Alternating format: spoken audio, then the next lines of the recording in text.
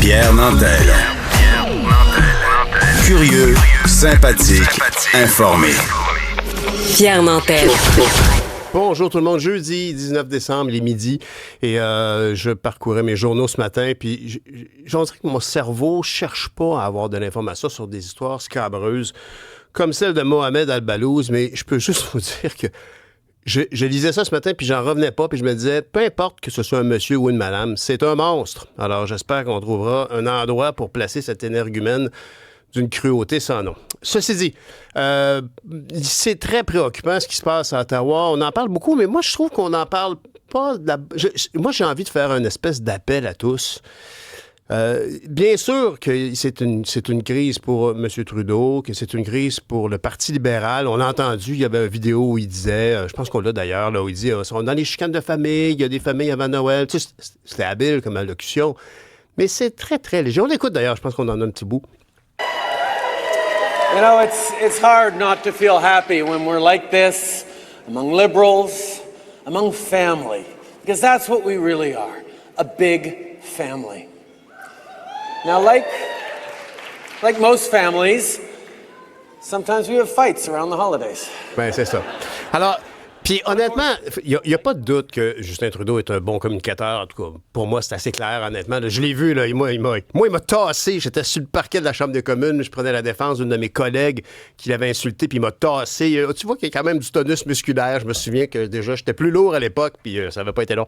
Mais ceci dit, il y a le sens de la répartie et d'évoquer une chicane de famille juste avant les fêtes. Tout ça. Mais c'est une façon de banaliser. C'est de la gestion, c'est du management de crise. Ça, c'est bien. Tant mieux pour lui. Mais ça ne change rien au fait qu'il n'y a personne au volant actuellement à Ottawa, puis je trouve ça extrêmement grave. Bien sûr, pour lui, c'est très grave. Bien sûr, c'est grave pour le Parti libéral, mais c'est bien plus grave pour le pays. Actuellement, le pays se retrouve affaibli dans toutes sortes. Et bien sûr, nos fonctionnaires continuent leur travail. Bien sûr, les gens qui négocient avec l'international pour toutes sortes de causes, que ce soit des enjeux militaires, de sécurité ou de commerce, tout le monde a son travail. Puis c'est la même chose, que ce soit Donald Trump ou Joe Biden, les gens qui font du travail pour les gouvernements, ils continuent. Mais il y a quand même un éditorial qui est plus là. Il y a une forme de... Et ce qui est dommage, c'est que Donald Trump a saisi ça. Il a mis son doigt là où ça fait mal. Là, on s'attendrait à un élan Je m'attendrais à un état de solidarité. Je trouve que M. Poilievre en profite à fond et se gêne pas pour ridiculiser la situation. Et ça fait un gros contraste avec, on se rappellera, la première fois que Donald Trump est venu au Canada, c'était pour le G7, c'était à Charlevoix. C'était en 2018, si je ne me trompe pas, j'étais à la Chambre des communes et je me rappelle, puis d'ailleurs, je pense il y avait Alain Reyes à l'époque qui était le lieutenant du Québec et qui avait tenu à dire à quel point tous les partis étaient derrière le premier ministre, devant Donald Trump, qui s'était montré impatient, insatisfait de sa rencontre avec M. Trudeau à Charlevoix. Je me souviens même que M. Harper avait pris la parole, qui était à l'époque pour dire, écoutez, il y a certainement des enjeux que les Américains présentent de façon valide. Mais il est important qu'on soit solidaire. Puis là, actuellement, moi, je ne sens pas ça du tout, puis je m'en inquiète comme citoyen. Pas parce que j'ai déjà fait de la politique ou quoi que ce soit, c'est juste factuel. Le gouvernement actuellement est affaibli.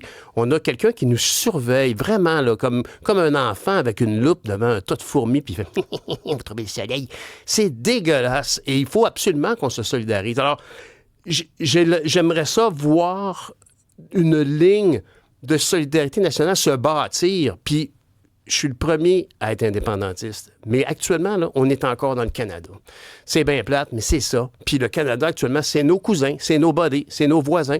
On les aime bien, d'ailleurs. Puis c'est pas parce qu'on veut se séparer qu'il y a une tension ou un problème avec le reste du Canada, mais on est une société différente, puis on a besoin de l'assumer pleinement. Ceci dit, économiquement, on est liés en maudit, hein? Donc, on a vraiment besoin que tout le monde travaille ensemble. Puis j'aimerais ça, voir ça, même du côté des ministres des différentes provinces.